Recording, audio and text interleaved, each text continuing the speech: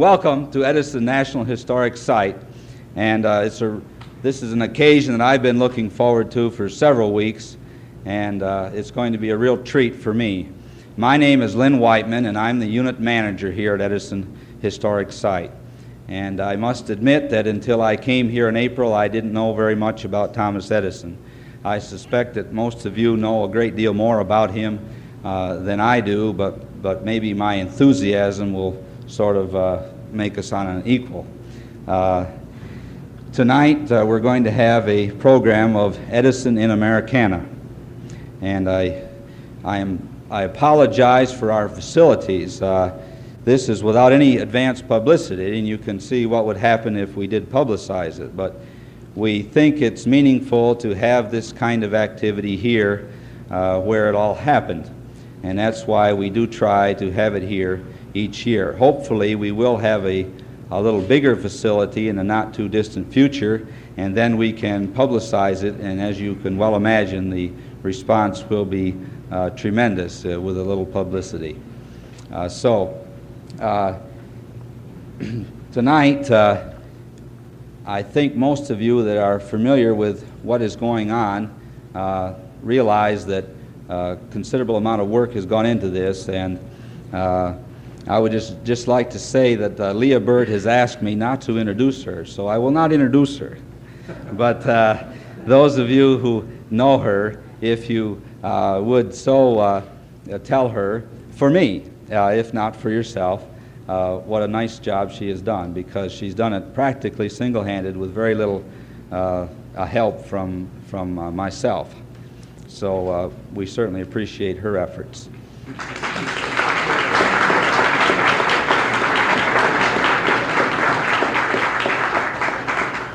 Thank you, Leah. Okay, we have a fascinating program ahead of us. You're aware of that by looking at the program. We're running already a little bit late, so we're going to ask that we keep things moving, and we hope that at the end of the program we'll have time for refreshments and more time for you to have fellowship with some of these fine folk that we have invited here this evening. And now it gives me pleasure to introduce to you one of the MCs for tonight, Mr. Ray Wile.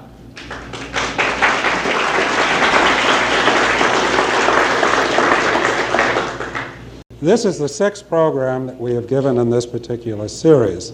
In each program we have tried to have a particular theme and try and hitch the program around it.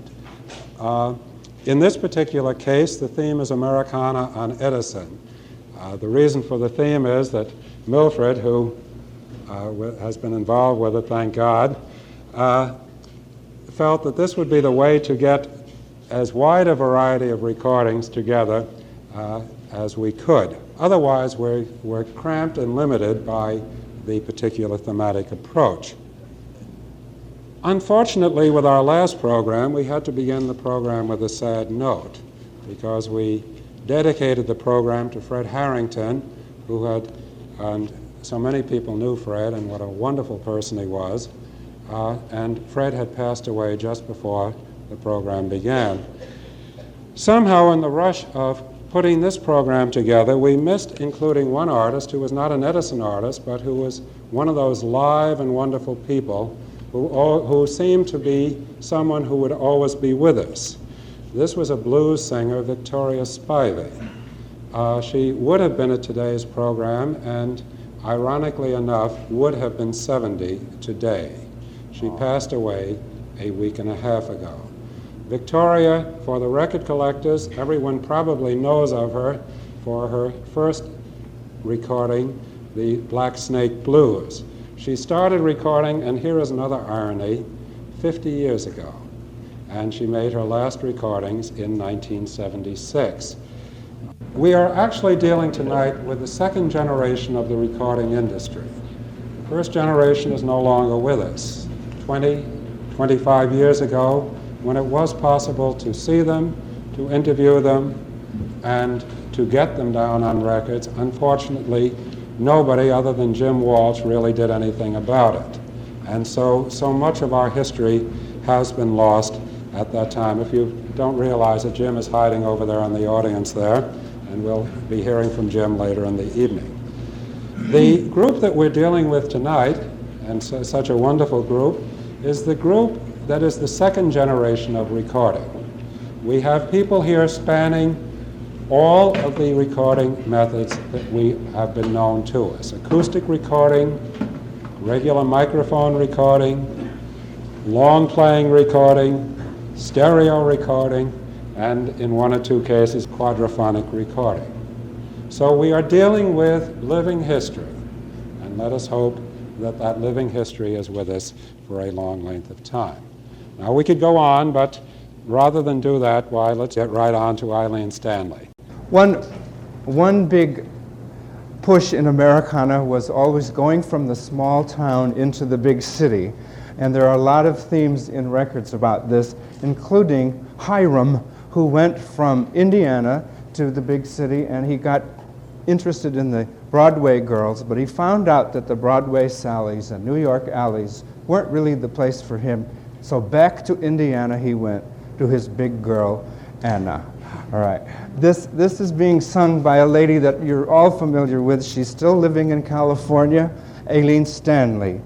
She was, I don't think it's ungallant to tell you since she isn't here, born in 1897. She was very popular in the 20s with her fresh voice and kind of naughty style. And she got her first stage experience when she was only 6 years old. And she appeared in Broadway musicals like Pleasure Bound in 1929, Silks and Satins as early as 1920, and in Artists and Models of 1930. She later went into recording with Billy Murray as her duet partner and Johnny Marvin, besides her solo numbers that she did for both Victor and Edison and other companies. She went into radio work and was very active there. We have transcriptions of her radio work as late as 1947. She went to England and was very popular there. Let's listen to her version of Anna in Indiana.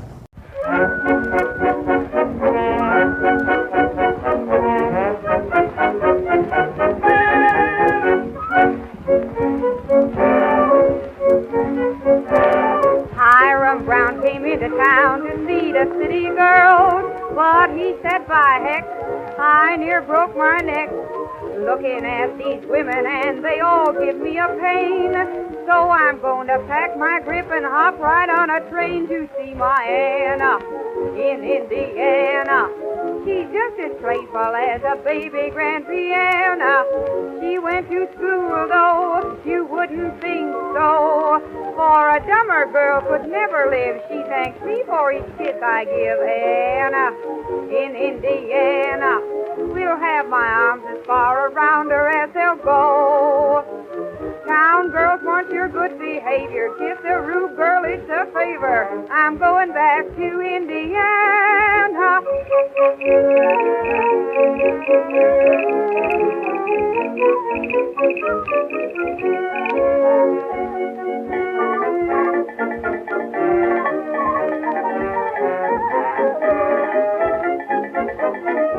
Anna in Indiana, we'll have my arms as far around her as they'll go. I'm all through with Broadway sallies. Now I long for hills and valleys. I'm going back to Indiana.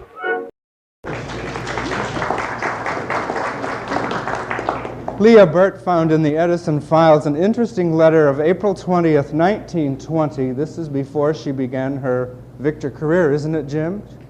Our first record came out in November 1920. Right. So before that, in April, George Warner went from the Columbia Street studio to hear her at Proctor's Palace Theater in Newark on Saturday night, and she was billed as the 20th century girl featuring songs of the times. And this is what George wrote: most remarkable diction, good even voice, and very clever on talking songs. Big hit with the audience. We have no one like her in our catalog at present, well worth following up. And they did, thank goodness. Right. We have a letter from Aileen just last week responding to our invitation to come, and she said, "I was so pleased to receive an invitation to the Edison National Historic Site presentation on the pioneer days of the phonograph recording, but regretfully, I will be unable to attend. As one of the pioneer recording artists for Edison, I have many, many delightful memories of Mr. Edison's passing judgment on recordings I made for the company. And if Mr. Edison was not satisfied with the results, the record would not go out. With many thanks for the honor in asking me to join you on October 15th, I am sincerely yours, Aileen Stanley." What Milford was saying about Edison's judging the records is very, very true. For instance, when Martinelli made his first recordings, they were made in England. They recorded them in a hurry, so the company had no say in what was recorded. They just had to get the recordings. They came over here and they had invested in Martinelli, and Edison was saying, "Rotten tune, no good." so they didn't issue it.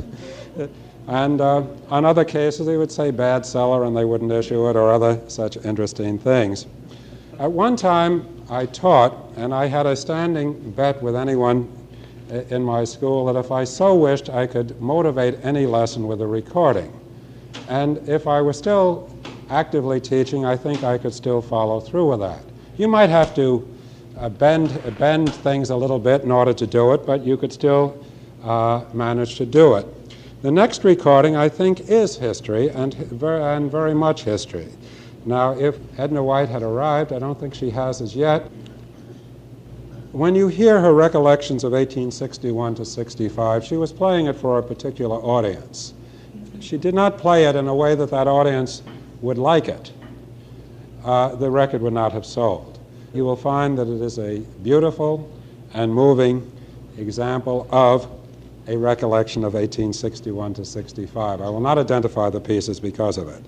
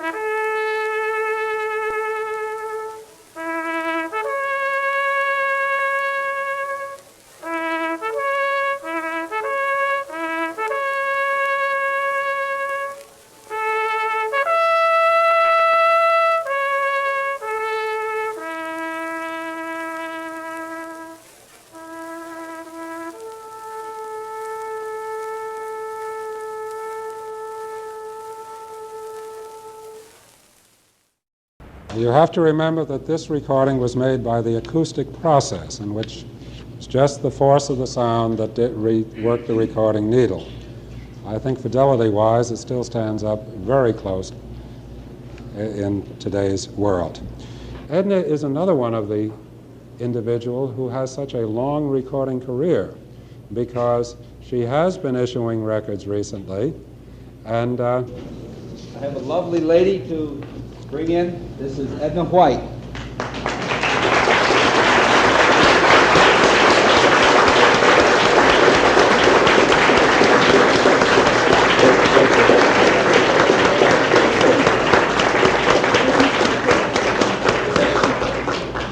I'm just sorry that I can't play a trumpet for you. I wanted to tell you just one or two things why I'm so very, very happy to see you all tonight. I have become fond of these habitués of the Edison Company, and I really call them my Edison family, you know, and I had to come. Last year when I talked to you, I don't think many of you knew that I had had a recent operation on my eyes for cataracts. One of them did not heal, and for almost a year I have been blind, declared legally blind. And in the last month, my sight has been restored by a marvelous new operation in Boston. So now I can look at you all and recognize you and see how beautiful you are. And I'm so very, very glad to be here for that reason. And I had...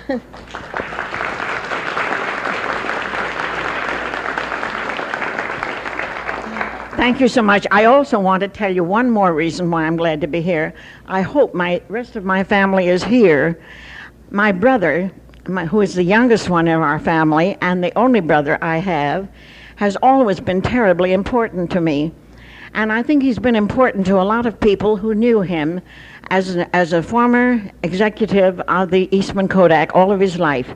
He is here with his wife, who was a trombonist, marvelous trombonist in one of my quartets, and my sister Irene. And I wish they would stand up and just say hello to you wherever they're sitting.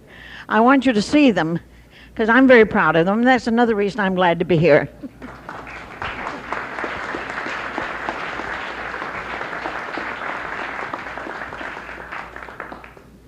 so we'll now go over to Milford and go on to Irving Kaufman. From the Civil War of that period, we move up to World War I, and a record that probably nobody in the room has heard because it was never released, as you can see on number 5 in the program. It was made in 1917 and kept here at Edison ever since, and not heard by the public.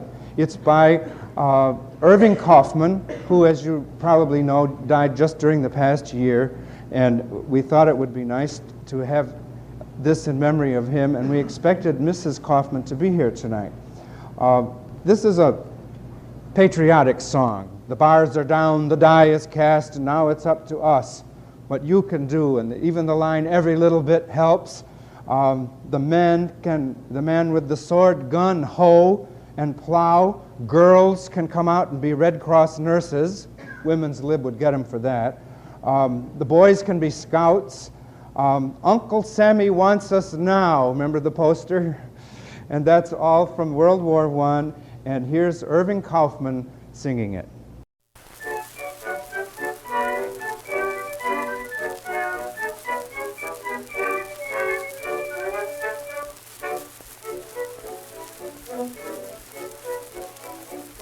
The bars are down, the die is cast, and now it's up to us. U.S., United States of. Now's the time to show what we are worth and do something for the land that gave us birth. What are you going to do, and what am I going to do for the greatest little country on earth? Let's all do something, we can all do something, every little bit helps, so do it now. We want the man with the sword, the man with the gun, the man with the hoe and the plow. Girls, you don't need rehearsing to go Red Cross nursing. Your hand can sue the soldier's brow. Every boy can be a scout. Everybody must turn out and do his little bit of something. Let's all do something. Uncle Sammy wants us now. Let's all do something. We can all do something. Every little bit helps, so do it now. We want the man with the sword, the man with the gun, the man with the hoe and the plow. Girls, you don't need rehearsing to go Red Cross nursing. Your hand can do the soldier's brow. Every boy can be a scout. Everybody must turn out and do his little bit of something. Let's all do something. Uncle Sammy wants us now. We want the world to turn around and take a look at us. U.S., United States of. Sammy will surprise them over there.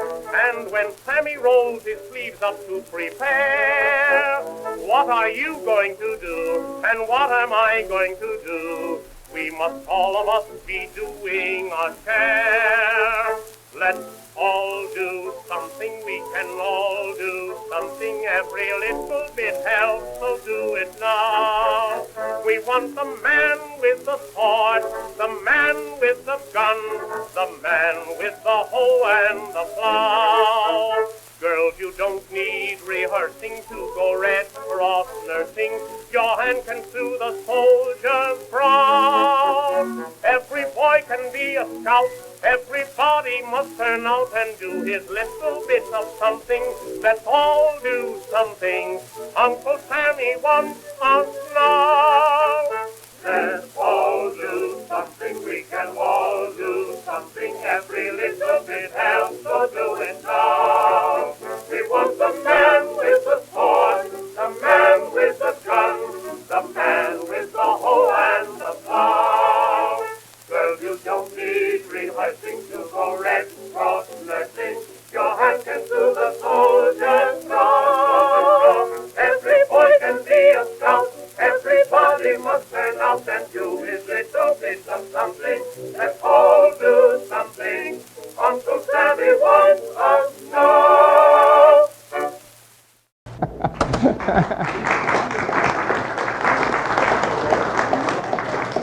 Just this week, Mrs. Kaufman wrote us a note from California.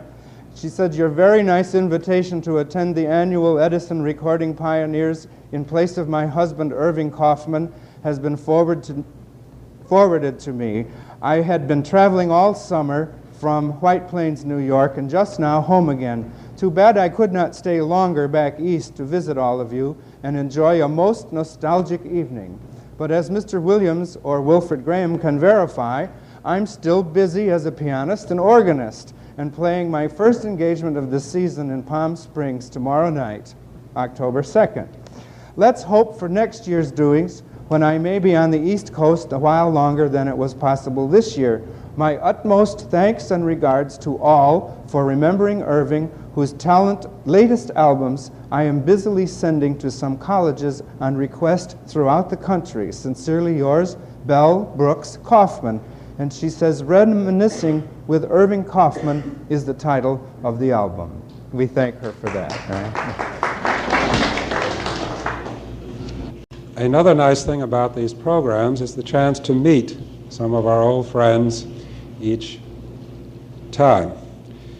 Rosalind Davis was one of those rare individuals who used to engage in the Edison tone tests, and we had one entire program devoted to tone test work. She toured with the Dan Trio and also did some work alone, as you can see. She gave us some very interesting highlights of the work and also let us know a little bit about the problem that she had with her husband as part of her Edison contract. But we could go on and on and on and still miss Rosalind Davis, so suppose we get Rosalind Davis a chance to reminisce with us.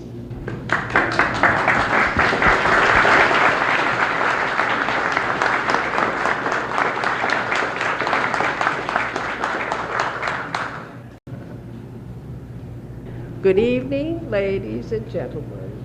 It is my pleasure to be here again with you.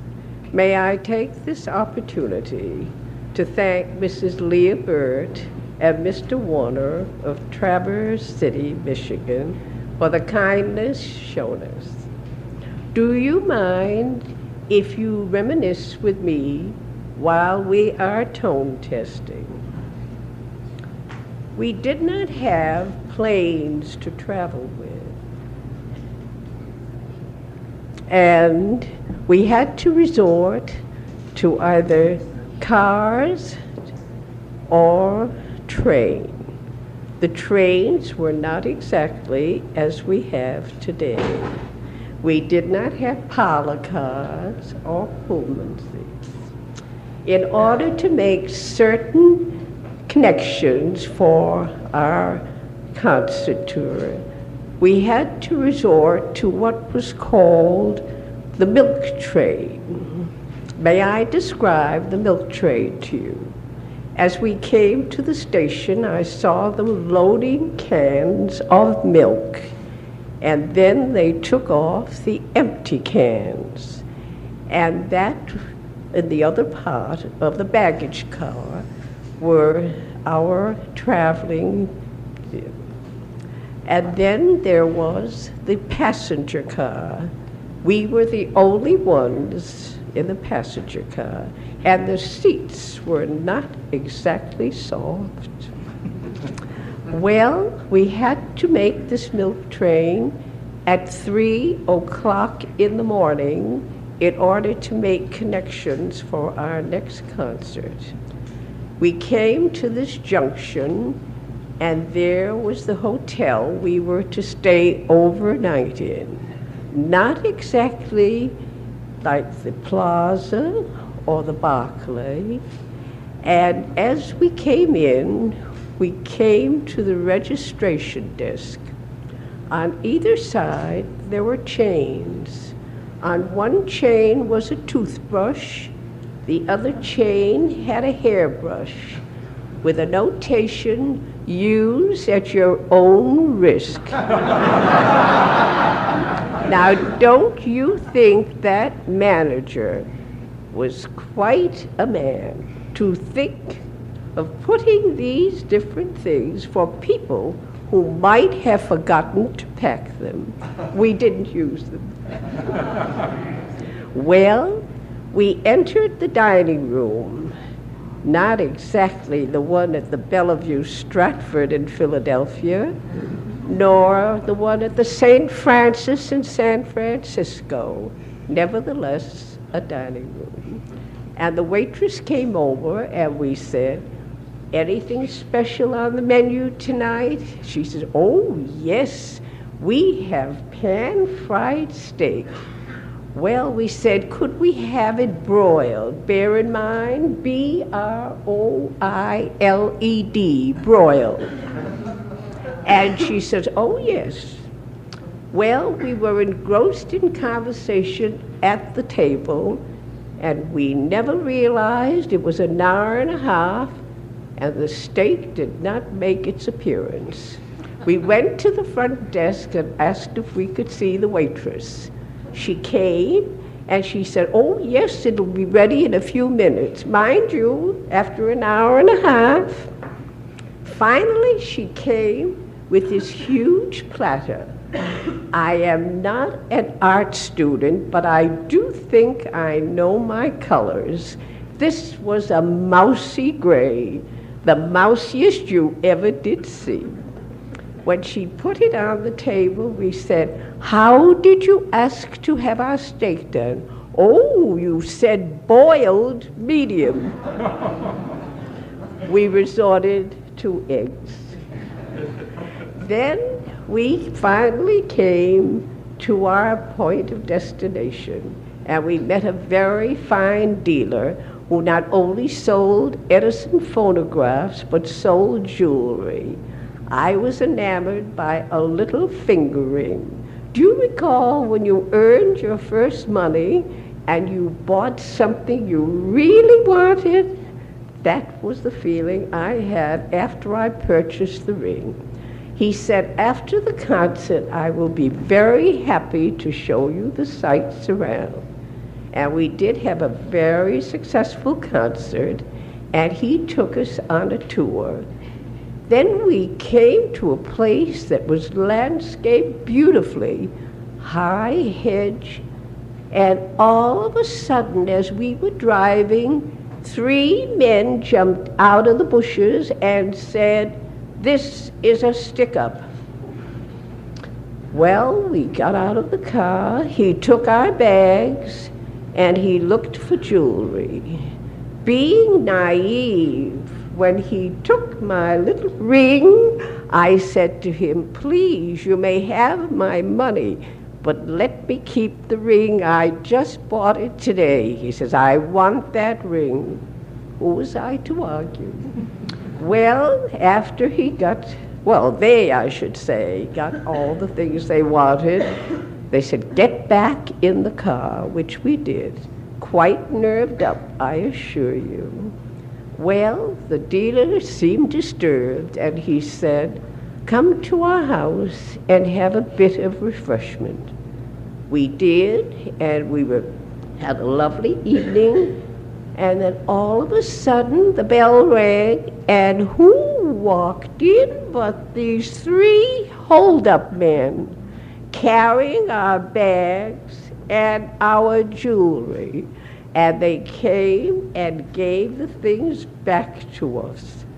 Well, I tell you, even to this day, I don't know whether this was prearranged by our dealer and the men. I thank you.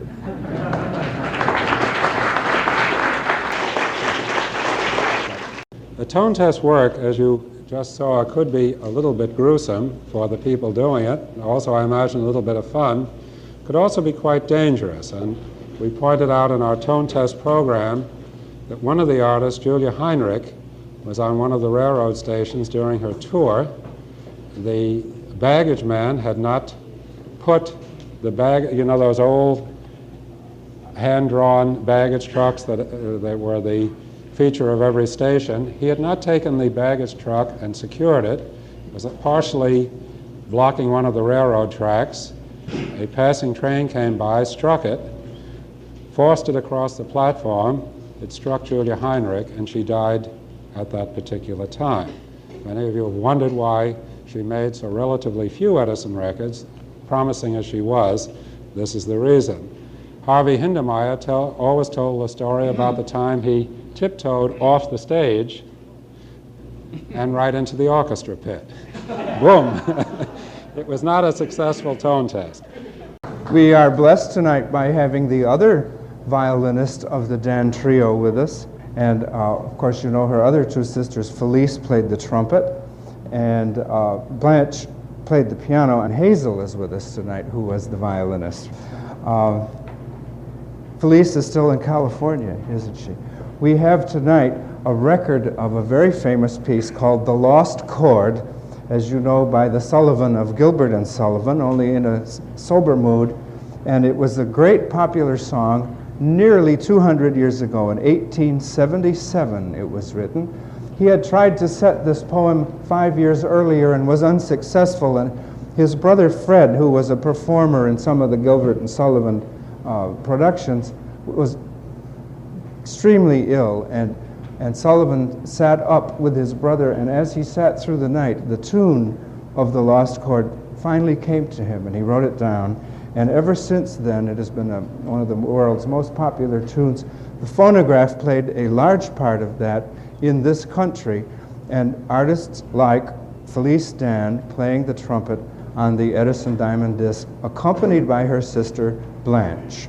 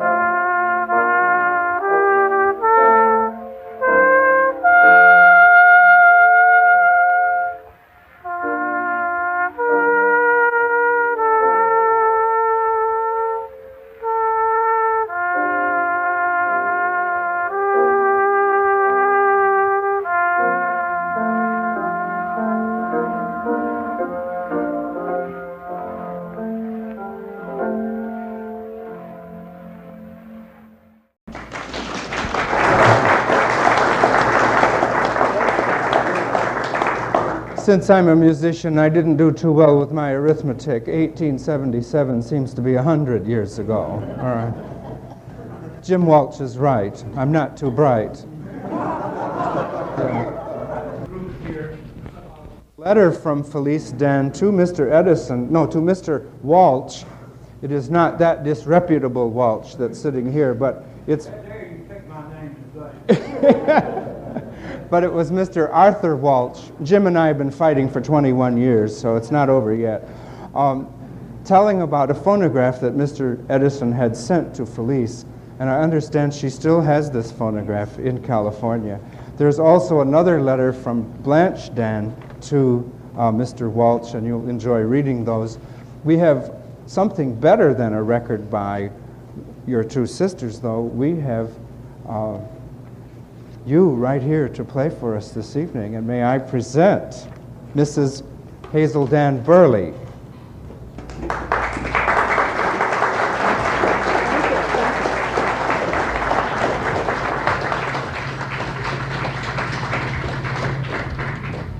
Her accompanist is another Rosalind Doby. We shall play Melody by Charpentier.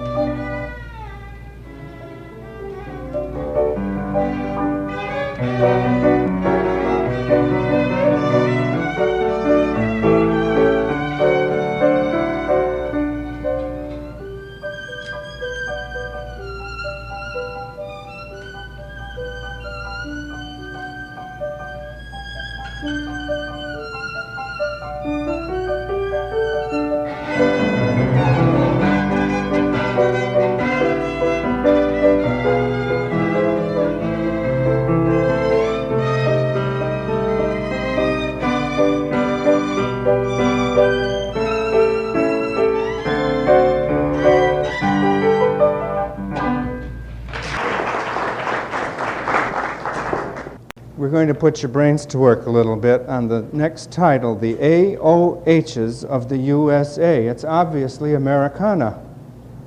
Okay? The USA we can mostly figure out, but I'm not sure that everyone knows what the AOHs of the USA. This is sung by our marvelous friend Edward Meeker, who, as you know, was the great announcer on most of the Edison 2-minute wax cylinders, Edison Record. In addition to that, he was a marvelous baritone, a character actor, and would show up on a lot of your recordings and have no credit for it on the label. So let's see if you can figure out now what the AOHs of the USA are.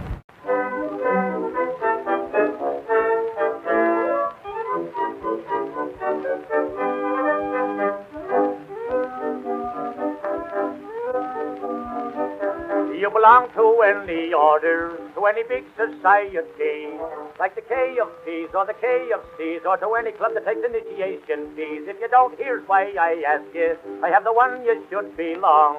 Sure, they're always with you when you're right, and they're with you when you're wrong. The AOHs of the USA. They're the greatest flock of men today.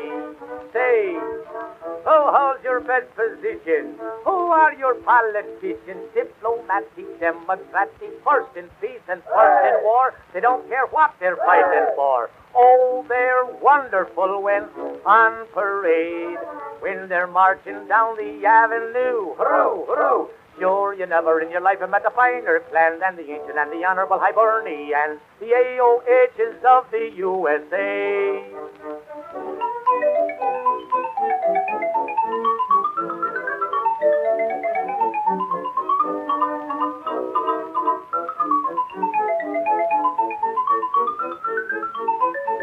Sure, they're first in peace and first in war. They don't care what they're fighting for. Oh, they're wonderful when on parade, when they're marching down the avenue. Hurroo, hurroo. Sure, you never in your life have met a finer clan than the ancient and the honorable Hibernians, the AOHs of the USA. Isn't that a great tune? I saw a few people who got the AOH. What? Order of Hibernians. Ancient Order of the Hibernians. Some of you knew that before. We are very pleased and honored tonight that Edward Meeker's son, Frank, is here with us tonight, and his son, Rick. So we have two more generations of the Meekers here. Would you like to come up and say something? Let's just meet you. Yeah. Wait till we get our mic back.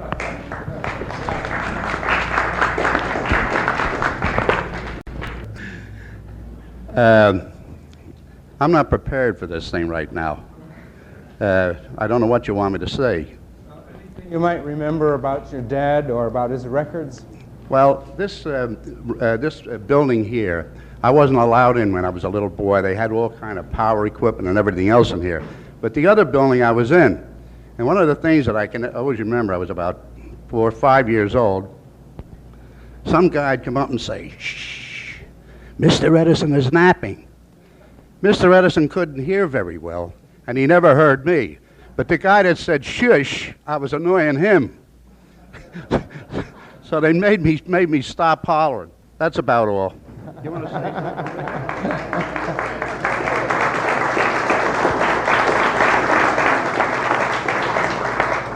Thank you very much. Are any of the Robert Rose family here tonight? Robert Rose was with us last year, but if they're not here, we'll skip over that. Are any of the Roses here? All right.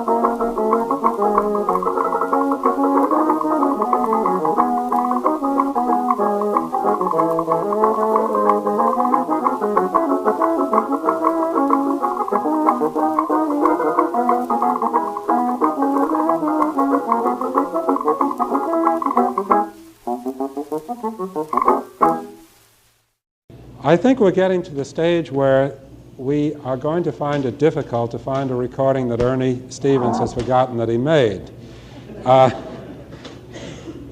We've managed to find a few, and I think a few that surprised him. I don't know if Ernie remembers Rock Me in My Swanee Cradle or not. As you know, Ernie Stevens is not as old as he appears, at least on the records. By that I mean record collectors are inveterate people who like to look at little numbers, you know, and you look at the number on the record and you look at the matrix number and you say from the matrix number, my God, how old is that man? Matrix 1500? That must have been recorded about 1912 or 13, and he's still trotting around and very live. But what the collectors do not realize is that the Columbia Street Studios, which was torn down several years before the factory buildings were torn down, used its own matrix series, and they had a 1500 series.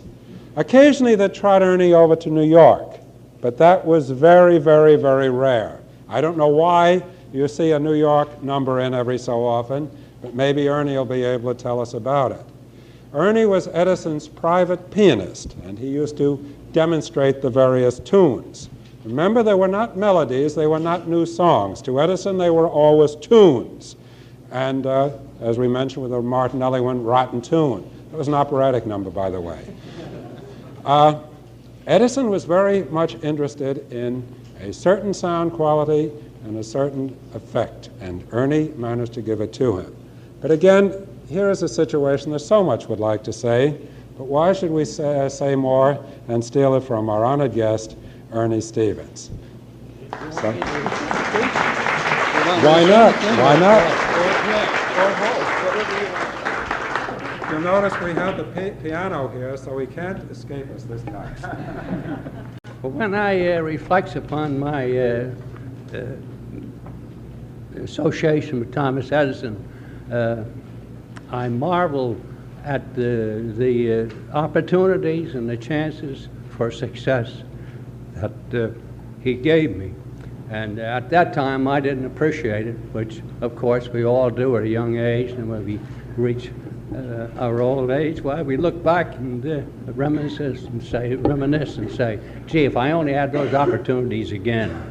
It was a wonderful and a marvelous thing to be his pianist and to be associated with him and to experiment with sound waves and vibrations in music and to meet such outstanding people as Henry Ford, Charlie Schwab, Firestone, Burbank, Rachmaninoff, Einstein, and explain to them exactly how we recorded.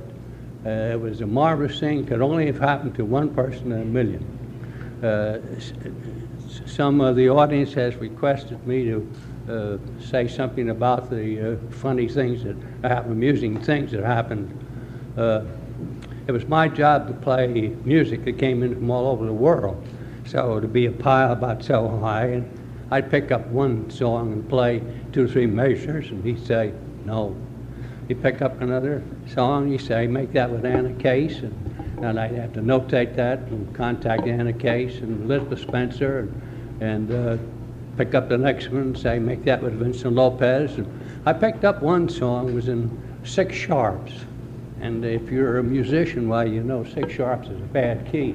Well, it was full of arpeggios and runs, and I happened to look up to see someone come in the door, and I lost my place completely. Well, I didn't dare stop, so I kept playing arpeggios. Thirds. And I thought the old gent would never say, no, stop. And at last I stopped. He said, that's wonderful, he said. Have that made with a symphony orchestra. Contact me when it comes back. Well, I had to do it, and I contacted him, and I said, Mr. Edison, this is his song you requested.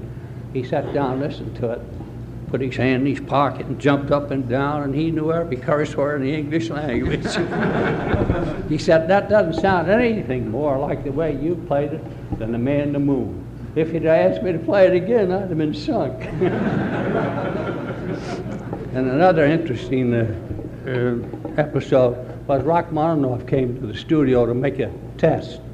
And I didn't have an opportunity to contact him before Mr. Edison came in, because I would have told him to play softly because vibrations hurt the old gent's ear. Well, Rachmaninoff sat down and he played, boom.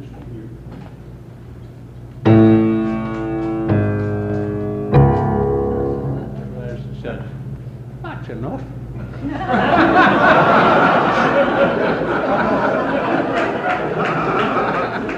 Whoever told you were a piano player? Well, Rachmaninoff never said a word. He gets up from the bench, walks over, puts on his hat, coat, and walks out. Mr. Edison turned to me and said, big head.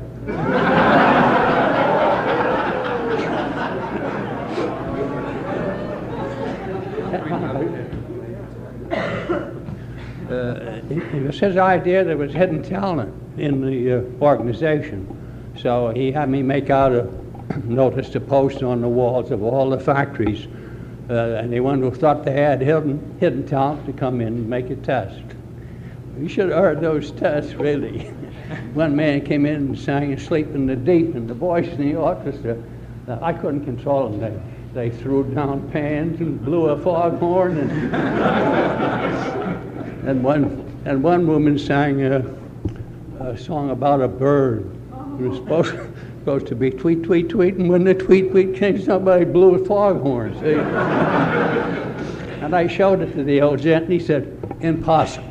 So I never thought that could happen, but he laughed. So I've been requested to show my stuff.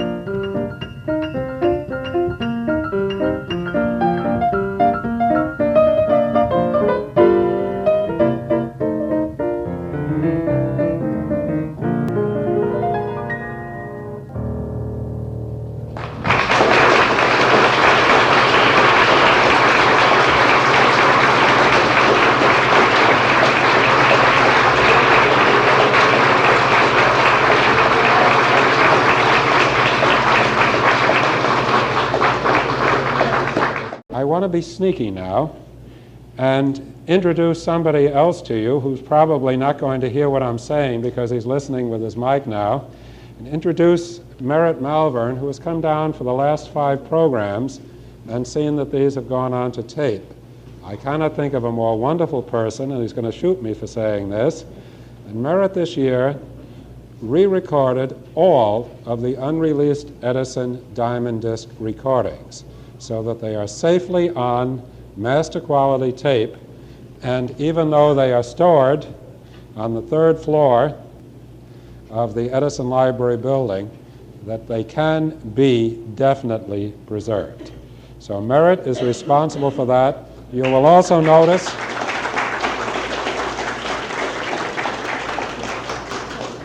one other thing, and that is the difference in quality between Merritt's work and the work that we did in trying to get the other material down. I think excellent work was done here, but not Merritt Malvern work. So if you noticed a little thump and so forth every so often, that was why. Is Sadie Aaron here? Swell, because we had wanted Sadie Aaron to say a few things. Sadie is the wife of Mike Aaron, and he was part of the Ernest Stevens trio. Well, I really am not prepared, but Mike was one of the Ernie Stevens trio, and I have many happy memories of that. And I do want to say that I'm just thrilled to be here to hear all this wonderful talent. Leah Burt called Anna Case, who you mentioned before. Anna is still living. She was, as you know, Edison's favorite soprano. She made many, many Edison recordings. She appeared at the Metropolitan Opera under Toscanini in 1913, and she was in the Rosenkavalier and in Boris Godunov under Toscanini. And she was not well enough to come. She said she wished she could be here, and she wasn't well enough to come. But in our theme of Americana, we chose a very lovely popular song of Stephen Foster, one of America's fine composers who was bordering on the folk, and it's Old Folks at Home, the yearning for people to go back to their home, even in the plantation days when black families were divided by slavery and taken to other plantations. They still had the longing to return to certain places where they remembered it very well. And I think it would be nice to hear Anna Case, a great metropolitan soprano, singing the simple, touching Way Down Upon the Swanee River.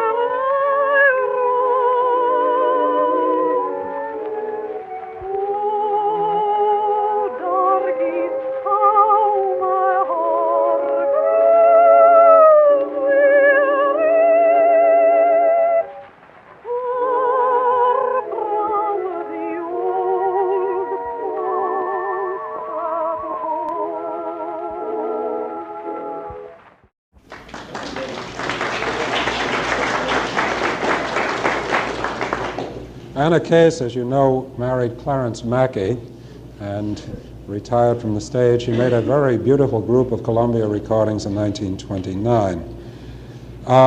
Unfortunately, as Milford said, she has been deteriorating, and I imagine that she is very much like Thomas Chalmers was towards the end. I interviewed Chalmers just before he died, and his wife had to constantly correct him and say, "No, Thomas, you forget you did this and you did that," and so forth. It is a shame that we were not able to get her over here sooner. In November of this year, a magazine that was discontinued temporarily because the editor died will be resuming, the American Record Guide. I don't know how many of you read it in its prime, and it's a welcome thing to see it coming back. There will be a Rachmaninoff discography of the Rachmaninoff Edisons in it.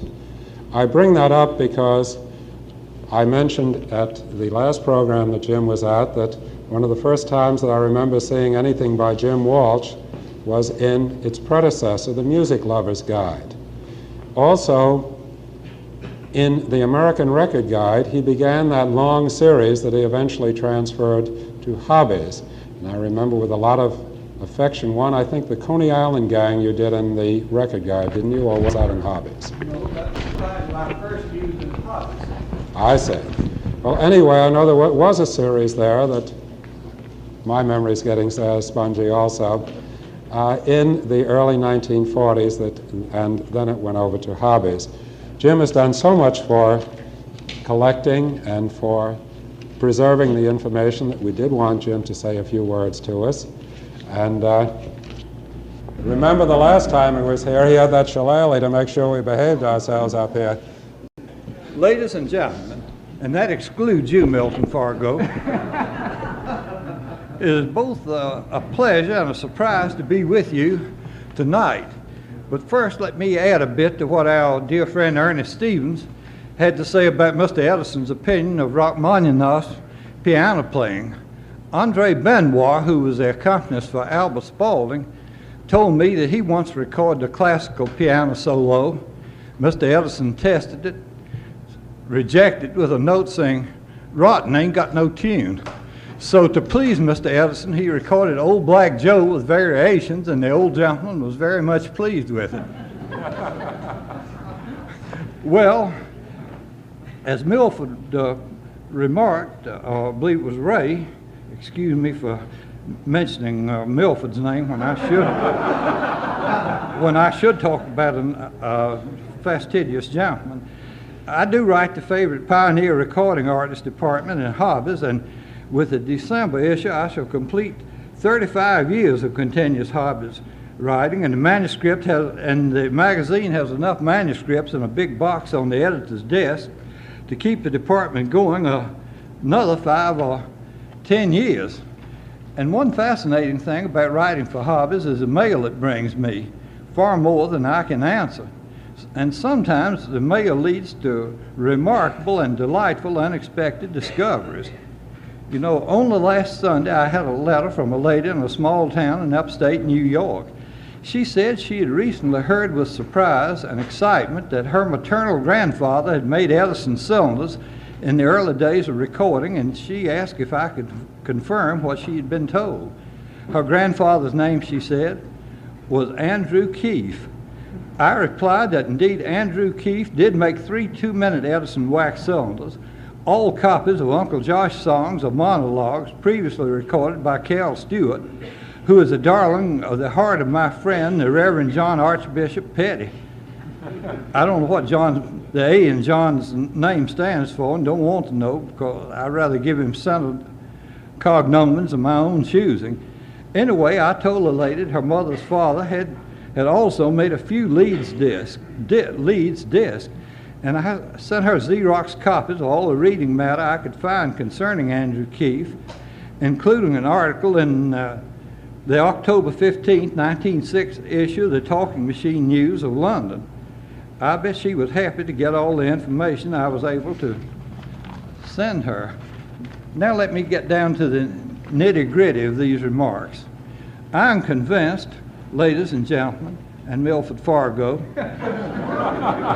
that there should be somewhere in the United States a Pioneer Recording Artist Hall of Fame, something like a National Baseball Hall of Fame. A Pioneer Recording Artist Hall of Fame obviously could not be on so elaborate and expensive a scale as a memorial at Cooperstown, but there should be a building in which photographs of pioneer artists chosen through some form of voting or election or selection would be on permanent display, together with objects of recorded music memorabilia. We all, it goes without saying, admit that Babe Ruth and Hank Aaron deserve immortality because of the amazing numbers of home runs they made. But so do Billy Murray, or Henry Burr, or Ada Jones.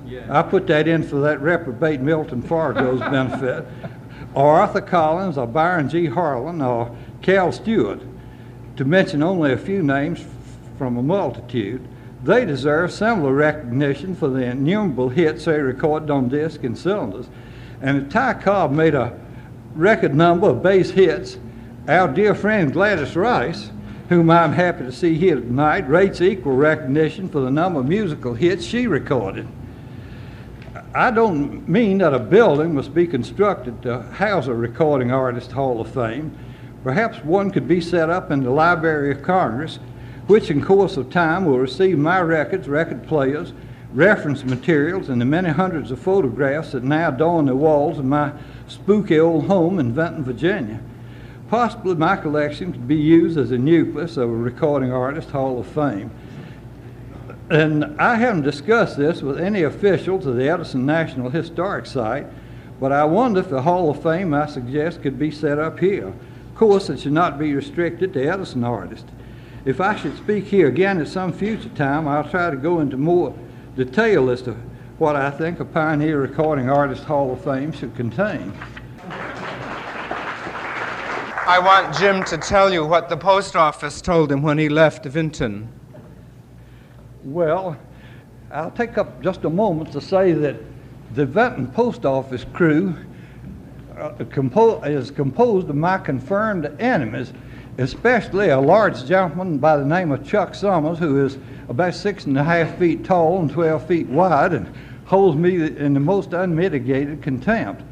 When I said I was coming up to Thomas A. Edison's old laboratory to attend this meeting, Chuck Summers said, "Yes, by all means go to New Jersey, but for God's sake, don't come back."